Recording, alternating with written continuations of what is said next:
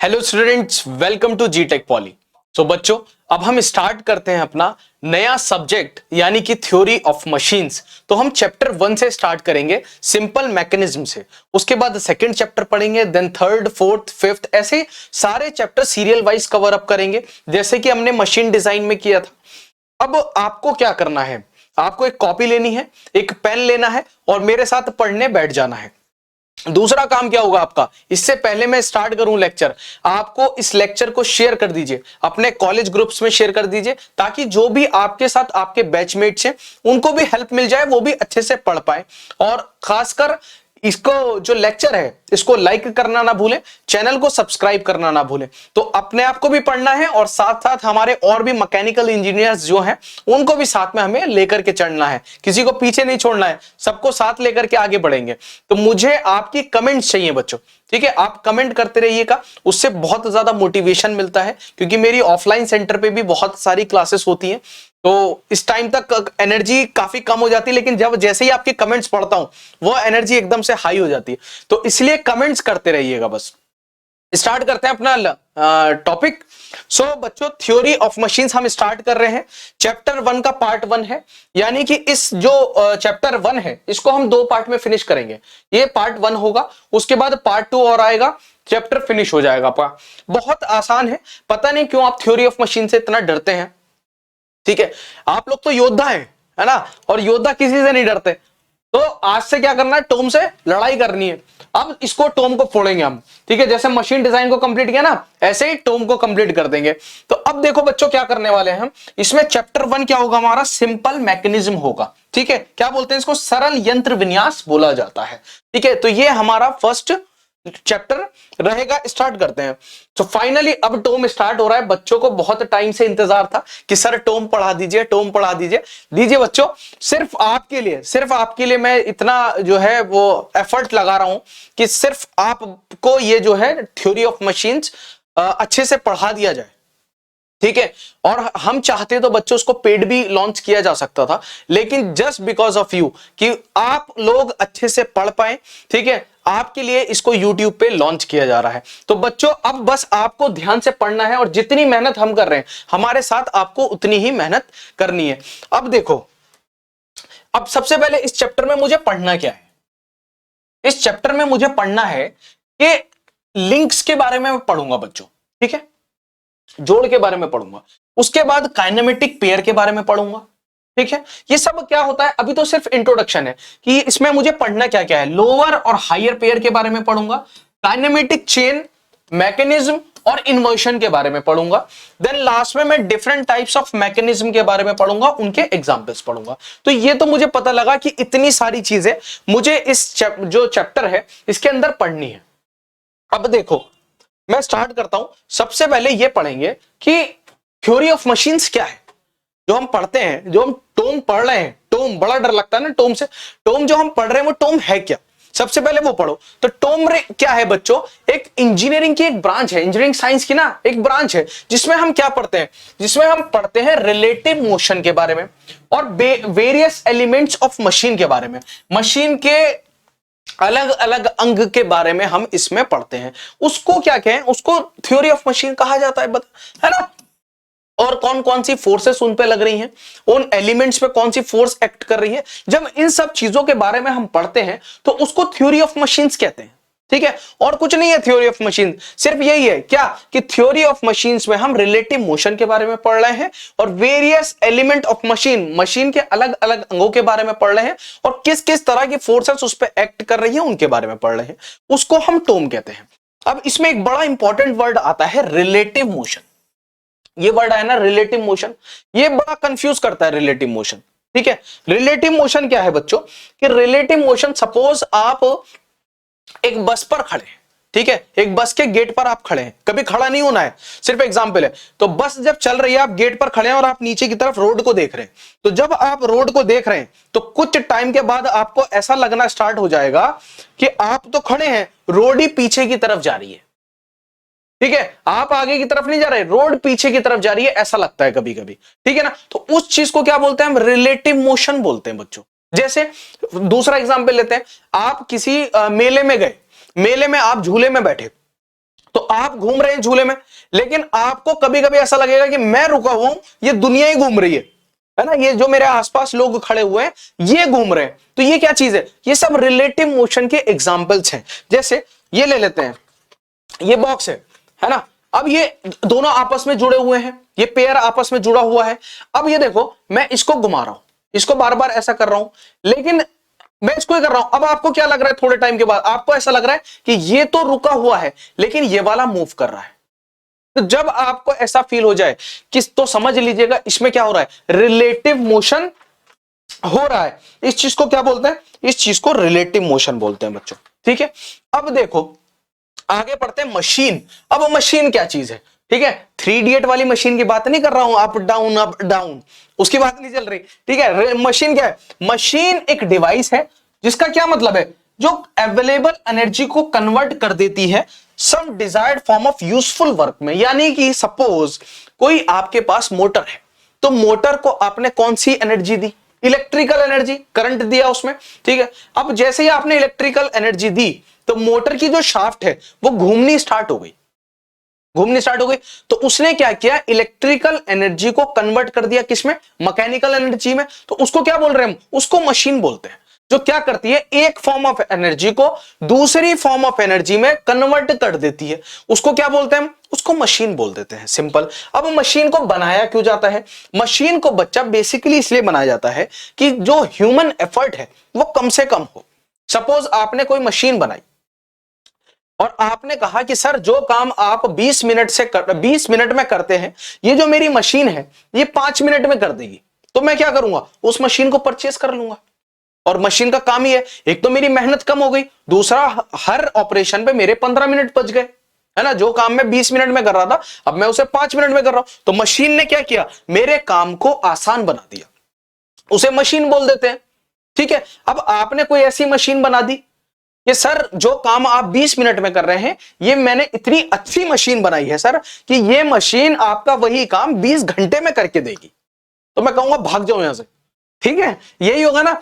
क्या हुआ, उसने तो ह्यूमन एफर्ट को और बढ़ा दिया, टाइम को भी बढ़ा दिया, है ना, और बिजली ज्यादा लेगी। अब 20 मिनट का काम 20 घंटे में हो रहा है तो क्या होगा, कॉस्ट भी बढ़ गई। तो वो मशीन थोड़ी ना है, वो प्रॉपर मशीन नहीं है।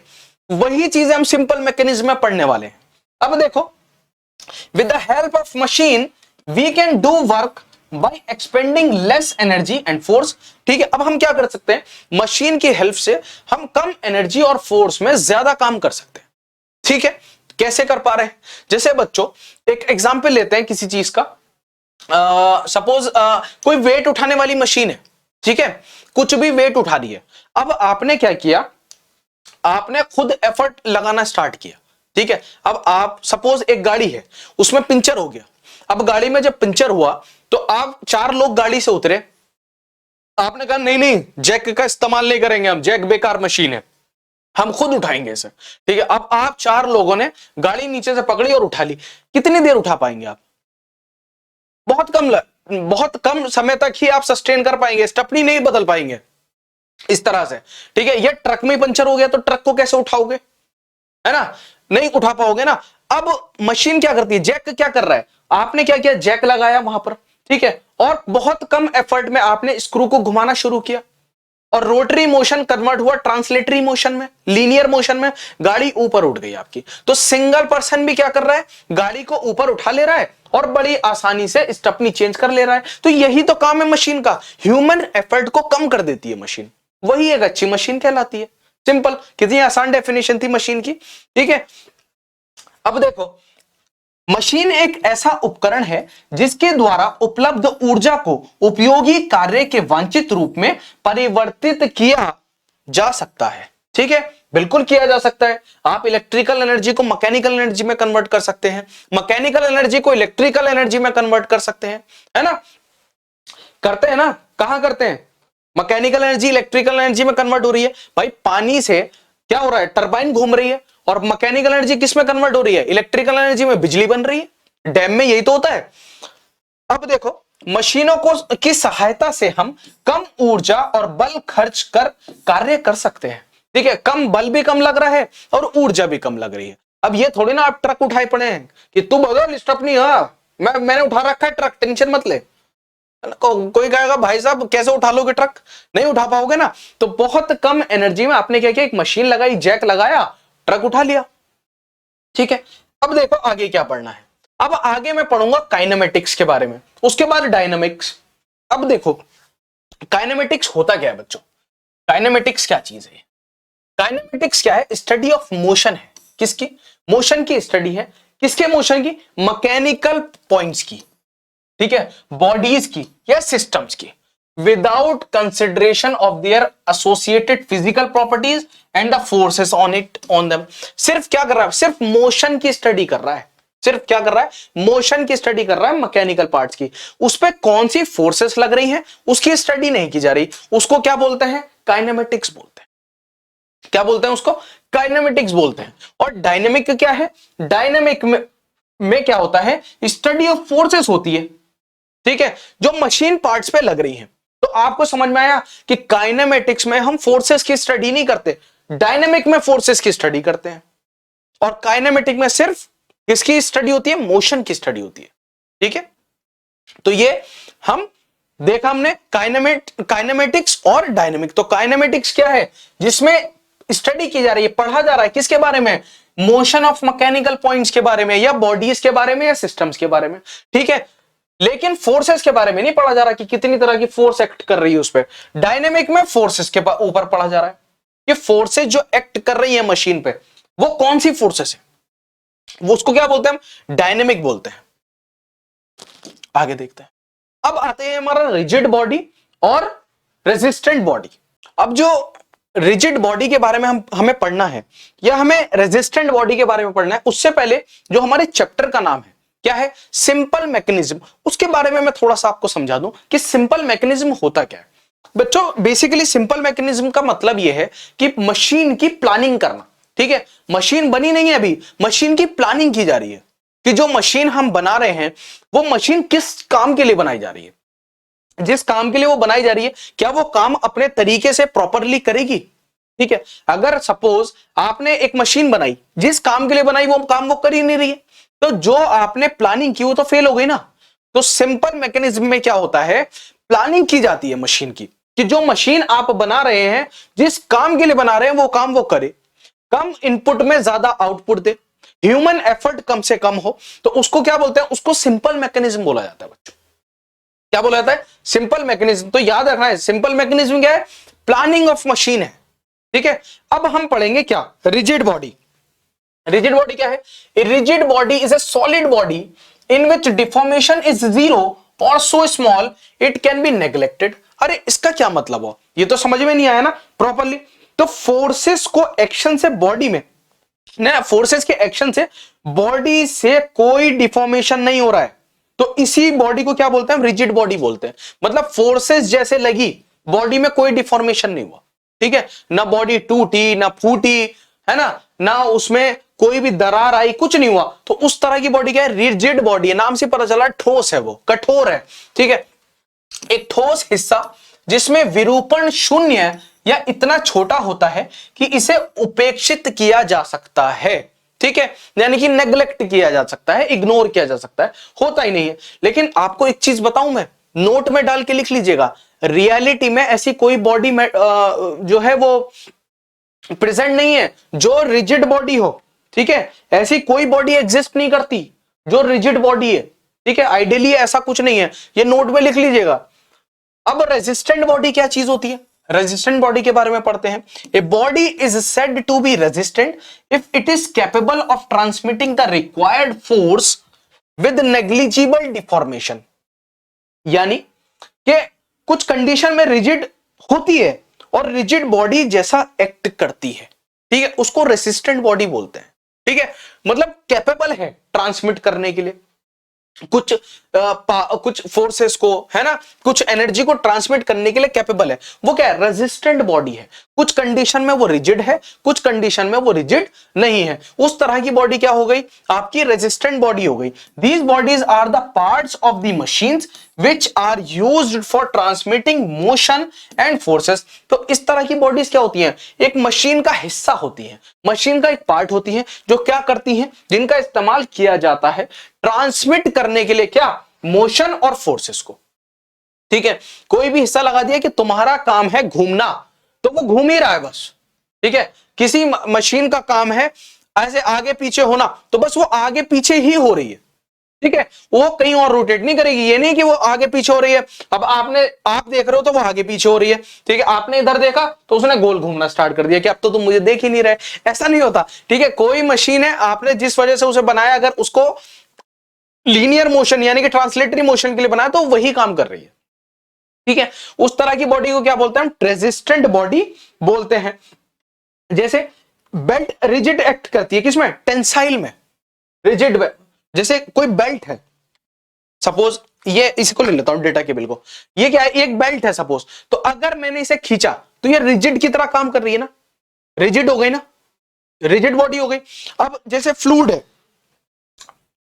फ्लूइड है, उसको मैं किसी चीज में कंप्रेस्ड कर दूं, अगर फ्लूइड को कंप्रेस्ड कर दिया तो वो रिजिड बॉडी की तरह काम करता है।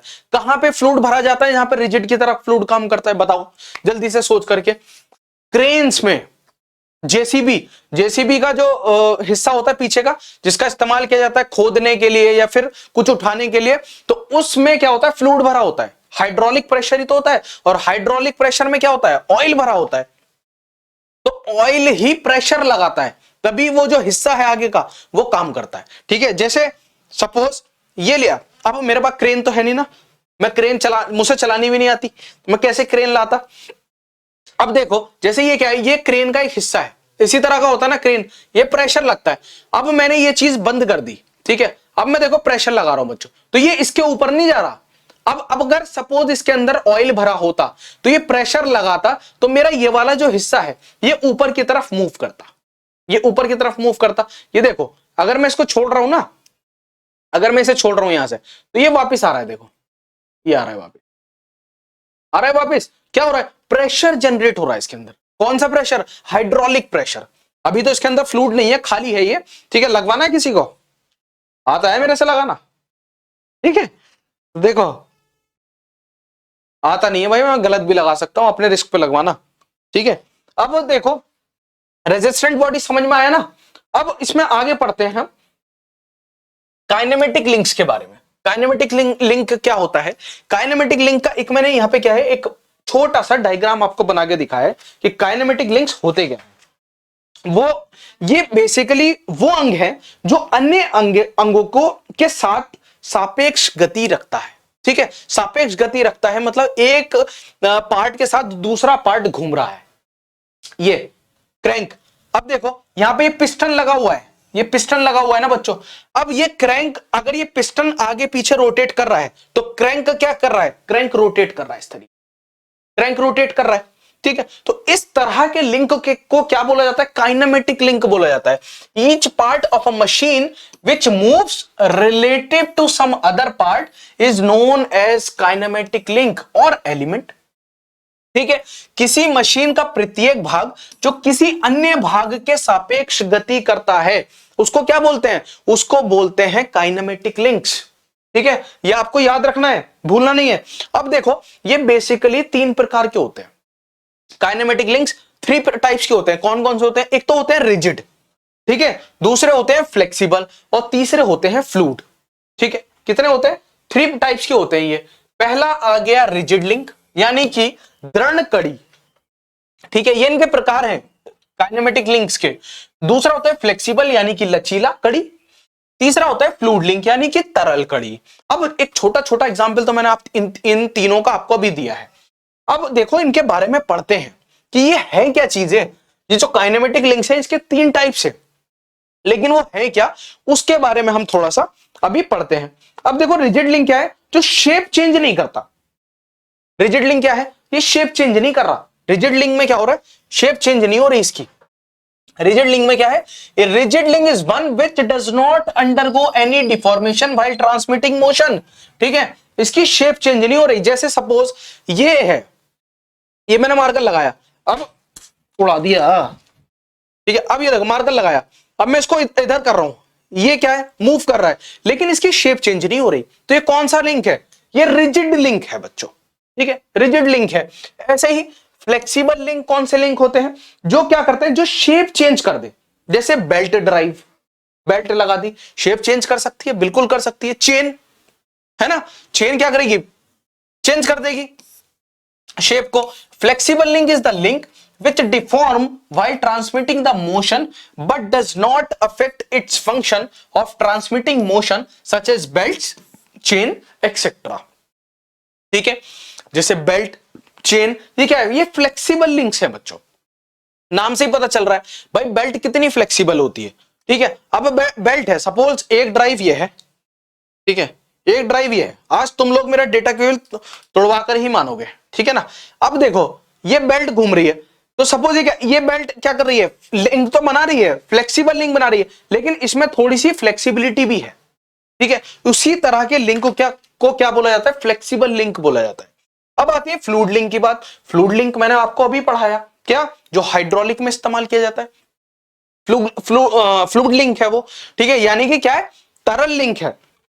अब फ्लूइड लिंक में क्या होता है कि ऑयल के प्रेशर से फोर्स लग रही है, जैसे क्रेन में लग रही है, उसी तरह के लिंक को फ्लूइड लिंक बोलते हैं।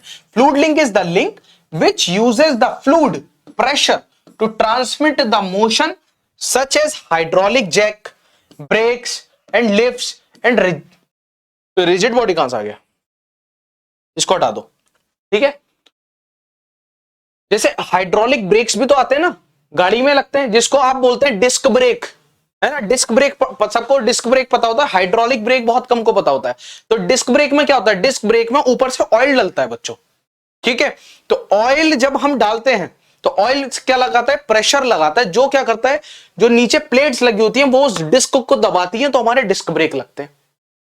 ठीक है, अब कभी अगर आपने उसमें लीक कर दिया, नीचे एक नट बोल्ट लगा होता है छोटा सा, अगर आपने वो लीक कर दिया तो क्या होगा, डिस्क का जो फ्लूइड है वो लीक हो जाएगा, तो फिर ब्रेक काम नहीं करेगा, क्योंकि क्या होगा, प्रेशर ही जनरेट नहीं होगा, और प्रेशर जनरेट नहीं होगा तो जो ब्रेक की फोर्स उस पर लगनी थी वो अप्लाई नहीं हो पाएगी, वो जनरेट ही नहीं होगी। ठीक है, तो ब्रेक नहीं लगेंगे, ऐसा करना नहीं है कभी।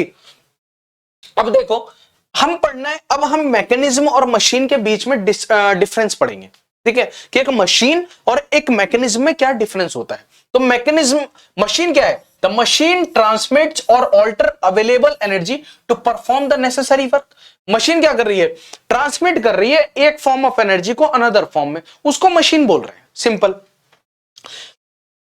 अब मैकेनिज्म क्या कर रहा है, all that a mechanism does it is transmit और चेंज मोशन। ठीक है, मैकेनिज्म क्या है, मैकेनिज्म तो एक हिस्सा है मशीन का। ठीक है, बहुत सारे मैकेनिज्म को मिला के रखे एक मशीन बनती है बच्चों। ठीक है, the machine is built on the skeleton of mechanism. देखो आ गया, स्केलेटन क्या होता है, ढांचा। ठीक है, तो बहुत सारा मैकेनिज्म का ढांचा बनाया, एक जगह पे जोड़ा, तो क्या बना, मशीन बन गई। ठीक है, a mechanism is a skeleton of any machine, ठीक है, that is design to provide the necessary motion.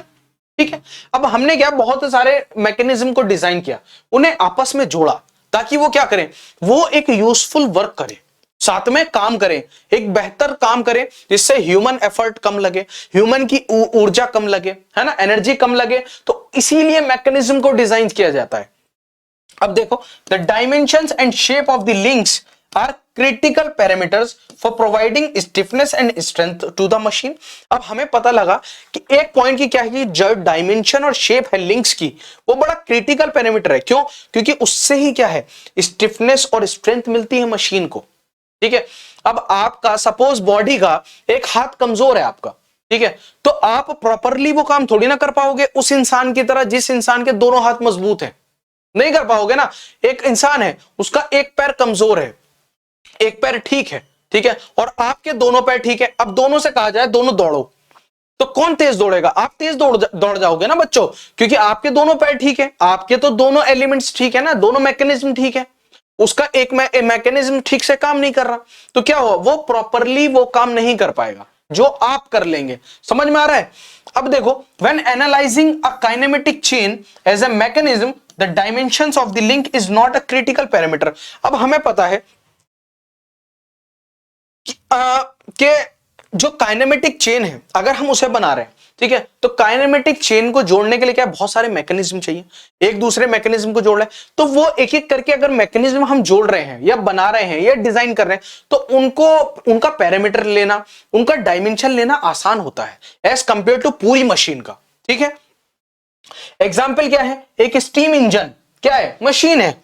एक रेसिप्रोकेटिंग पंप क्या है, मशीन है। लेथ क्या है, मशीन है। ये क्या है, बहुत सारे मशीन के पार्ट है। ऐसे ही एक स्लाइडर क्रैंक क्या है, मैकेनिज्म है। 4 बार चेन मैकेनिज्म है। क्विक रिटर्न मैकेनिज्म, ये क्या है, सब मैकेनिज्म का हिस्सा है ना। अब आपने बहुत सारे मैकेनिज्म को एक जगह जोड़ दिया तो वो मशीन बन गई, सबको अलग अलग कर दिया तो मैकेनिज्म हो गए। ठीक है, सारे हिस्से ये एक साथ है तो बॉडी है, बॉडी यानी कि मशीन है। और सारे हिस्से अलग अलग कर दिए, हाथ अलग, पैर अलग, गर्दन अलग, तो क्या है, सब पार्ट्स है, अलग अलग पार्ट्स है। आप ये नहीं कहेंगे बॉडी है, नहीं, सब पार्ट्स है, तो ये क्या है, मैकेनिज्म है। आगे देखते हैं। अब देखो काइनेमेटिक पेयर के बारे में पढ़ेंगे, यानी कि शुद्ध गति युगल के बारे में अब हम पढ़ेंगे बच्चों। ये क्या चीज है, काइनेमेटिक पेयर। अब पेयर को आपको पता है ना, पेयर क्या होता है, युगल यानी कि जोड़ा। ठीक है, अब देखो इसमें हम पढ़ते हैं द टू लिंक्स और elements of a machine when in contact with each other are said to form a pair. बहुत अच्छी बात है कि भाई दो लिंक्स और एलिमेंट्स मशीन के, हमने उन्हें आपस में जोड़ा। ठीक है, तो उन्होंने क्या किया, उन्होंने एक जोड़ा बनाया। बिल्कुल बना लिया सर, कोई दिक्कत नहीं, हर चीज का होता है जोड़ा होता है ना। जब दो चीज आपस में जुड़ती हैं तो क्या बनता है, जोड़ा बनता है, पेयर बन जाता है। If the relative motion between them is completely और successfully constrained, the pair is known as kinematic pair. अगर अगर अब अगर आ गया इसमें, अगर उसमें क्या हो, रिलेटिव मोशन हो बीच में और कंप्लीटली या फिर सक्सेसफुली कंस्ट्रेंड हो, उस तरह के पेयर को हम काइनेमेटिक पेयर कहते हैं। ठीक है, कंस्ट्रेंट मोशन क्या है, निरुद्ध गति, अभी पढ़ेंगे इसके बारे में भी। ठीक है, लेकिन रिलेटिव मोशन आपको पता चल गया ना। रिलेटिव मोशन क्या है कि आप किसी चीज को देख रहे हैं, सपोज एग्जांपल ले लेते हैं कि हमें किस चीज का एग्जांपल लें, जैसे कि एग्जांपल ले लेते हैं, आप बस में ट्रेवल कर रहे हैं। ठीक है, आप बस में ट्रेवल कर रहे हैं, अब आप खिड़की से बाहर देखिए, बस में आप ऐसे देखते हैं खिड़की से बाहर, तो आपको ऐसा लगना शुरू हो जाएगा कि आप तो बैठे हुए हैं, आप बैठे हुए हैं, लेकिन जो साइड के पेड़ हैं वही पीछे जा रहे हैं, आप आगे नहीं जा रहे, वो पेड़ पीछे जा रहे हैं। ठीक है, तो ये क्या है, ये रिलेटिव मोशन है बच्चों, इसी को रिलेटिव मोशन बोलते हैं। अब देखो कंस्ट्रेंट का मतलब क्या होता है यहां पे, वो मैं आपको बता देता हूं। सक्सेसफुली कंस्ट्रेंट यानी कि इसका मतलब यह है कि एक डेफिनेट डायरेक्शन में काम कर रहा है, एक डेफिनेट डायरेक्शन में कर रहा है, आपने उसको कंट्रोल कर रखा, पूरा कंट्रोल है आपका उसके ऊपर कि तुमको ऐसे ही चलना है। ठीक है, जैसे एग्जाम्पल ले लेते हैं, जैसे गर्लफ्रेंड बॉयफ्रेंड होते हैं। ठीक है, तो क्या होता है, गर्लफ्रेंड क्या करती है, बॉयफ्रेंड को पूरी तरह से कंस्ट्रेंट करके रखती है, स्ट्रिक्टली। क्या, अब तुम्हें खाना खाना है, अब सोना है, इतने बजे उठना है, इतने बजे मिलने आना है, वहां हमें घूमने जाना है, यही होता है ना। तो अभी ज्यादा कंस्ट्रेंट नहीं होना है आपको, इसीलिए दूर रहिएगा इन सब चीजों से। तो क्या होता है कि वो आपको बांध करके रखती है। ठीक है, कि अब आपको ये करना है, अब ये करना है, वो क्या जाती है, आप कंस्ट्रेंट रहे। ठीक है, कुछ पेरेंट्स चाहते हैं ना, जैसे हमारा बच्चा कहीं ना जाए, ये नहीं खाना, वो नहीं खाना, ट्यूशन सीधे जाना, ट्यूशन से सीधे घर वापस आना, स्कूल जाना, स्कूल से सीधे घर वापस आना, दोस्त से मत मिलना रास्ते में, सीधे ट्यूशन जाना, सीधे घर वापस आना। तो क्या हुआ, कंस्ट्रेंट है, इसको क्या बोलते हैं, कंस्ट्रेंट बोल देता है, आपने उस पर पूरा कंट्रोल किया हुआ है। ठीक है, खासकर गर्लफ्रेंड करती है बॉयफ्रेंड पे, बॉयफ्रेंड बहुत कम होते हैं ऐसे जो गर्लफ्रेंड पे करते हैं। ठीक है ना, ठीक है, जस्ट जो का पार्ट समझना है, कैसे भी समझिए, किसी भी एग्जाम्पल से समझिए, बस आपकी समझ में आना चाहिए। अब देखो इसका क्या मतलब, कि रेस्ट्रिक्ट कर दिया आपने किसी चीज को। ठीक है ना, आपने अब इसी तरह से काइनेमेटिक पेयर को कंस्ट्रेंड कर देंगे। ठीक है, काइनेमेटिक पेयर को क्या करेंगे, कंस्ट्रेंड कर देंगे कि काइनेमेटिक पेयर है, दो पेयर है, तेरा काम है घूमना, तो तू सिर्फ घूमेगा। ठीक है, ये नहीं कि वो एक बार तो ट्रांसलेटरी मोशन कर दिया और एक बार घूम गए, ऐसा कुछ नहीं होगा। तुम्हारा काम अगर घूमना है तो सिर्फ घूमोगे, अगर तुम्हारा काम है ट्रांसलेटरी मोशन करना तो तुम ट्रांसलेटरी मोशन ही करोगे। ठीक है, उस तरह के पेयर को क्या बोलेंगे, काइनेमेटिक पेयर बोलेंगे। अब हम आगे पढ़ेंगे। जैसे बच्चों एक एग्जाम्पल और उठा लेता हूं, जैसे आपने देखा होगा घोड़ा देखा है कभी? घोड़े का क्या होता है, घोड़े के यहाँ पे ब्लाइंडर्स लगाए जाते हैं, है ना? ब्लाइंडर्स क्यों लगाए जाते हैं? उसको कंस्ट्रेंड करने के लिए। आपको समझ में आएगा, कंस्ट्रेंड करने के लिए मतलब कि सिर्फ घोड़े को सामने नजर आए, ठीक है, सिर्फ उसका फोकस सामने हो, ना वो दाएं देखे, ना वो बाएं देखे, ना वो पीछे देख पाए, ठीक है, घोड़ा सिर्फ सामने देखे। तो ब्लाइंडर्स लगा दिए जाते हैं यहाँ पे घोड़े के ऐसे, ठीक है, ताकि घोड़ा सिर्फ सामने देखे और अपने टारगेट पर नजर रखे, ठीक है। तो अब एग्जाम भी है ना 1-1.5 महीने बाद हमारे, तो हमें भी ब्लाइंडर्स लगा लेने हैं। तो ज्यादा आपको क्या रहना है, कंस्ट्रेंट रहना है, ठीक है, खुद से, किसी और से नहीं, खुद से कंस्ट्रेंट रहना है। अब देखो कंस्ट्रेंट मोशन की बात कर रहा था ना मैं। अब कंस्ट्रेंट मोशन क्या होता है? If the motion in a pair is not completely free to move in any direction then such motion is called constraint motion. अब आपको ये लाइन समझ में आ रही होगी कि वो कंप्लीटली फ्री नहीं है किसी भी डायरेक्शन में काम करने के लिए। जिस डायरेक्शन में कहा है उसी डायरेक्शन में काम करना है ना? जितना कहा है उतना करो, ज्यादा मत बनो, ठीक है ना? तो वो वाली बात है, जितना कह रही हूं उतना सुनो, ज्यादा नहीं, ठीक है। अब देखो, यदि किसी युगल में गति किसी भी दिशा में गति करने को बिल्कुल स्वतंत्र ना हो तो ऐसी गति निरुद्ध गति कहलाती है, कंस्ट्रेंट मोशन कहलाती है। जिस डायरेक्शन की बात की जा रही है उसी डायरेक्शन में मूव करना है, तो इसी तरह के मोशन को हम कंस्ट्रेंट मोशन बोलते हैं। ये आपको याद रखना है। अब देखो आगे पढ़ना क्या। अब कंस्ट्रेंट मोशन जो है ये कुछ प्रकार के होते हैं कि जो निरुद्ध गति है ना, इसके कुछ प्रकार हैं। वो कौन कौन से प्रकार हैं वो देखते हैं एक बार। एक तो होता है कंप्लीटली कंस्ट्रेंड, ठीक है, कंप्लीटली कंस्ट्रेंड। ये एक होता है इनकम्प्लीटली कंस्ट्रेंड मोशन, तीसरा होता है सक्सेसफुली कंस्ट्रेंड मोशन। तीन टाइप्स हैं इसके बच्चों, ठीक है। इनकम्प्लीटली कंस्ट्रेंड मोशन यानी कि अपूर्ण निरुद्ध गति, ठीक है। दूसरा होता है कंप्लीटली कंस्ट्रेंड मोशन यानी कि पूर्णतया निरुद्ध गति, ठीक है। और तीसरा आता है सक्सेसफुली कंस्ट्रेंड मोशन, सफलतापूर्वक निरुद्ध गति। तो तीन प्रकार के हमारे कंस्ट्रेंड मोशन है, ये आपको तीनों याद रखने हैं। अब ये है क्या क्या वो मैं आपको समझाता हूं।